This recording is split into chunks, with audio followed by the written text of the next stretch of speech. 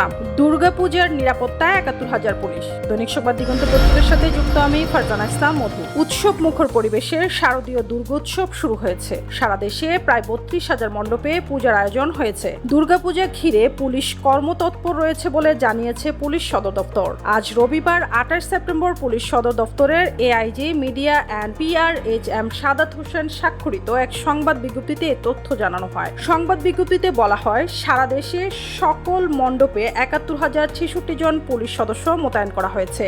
September মাসের শুরু থেকে অল্প কয়েকটি স্থানে ছোটখাটো দুর্ঘটনা ঘটেছে। পুলিশের তাৎক্ষণিক পদক্ষেপে এ সকল ঘটনার প্রতিকার করা হচ্ছে। প্রতিটি পূজা মণ্ডপে নিরাপত্তা জোরদার করা হয়েছে।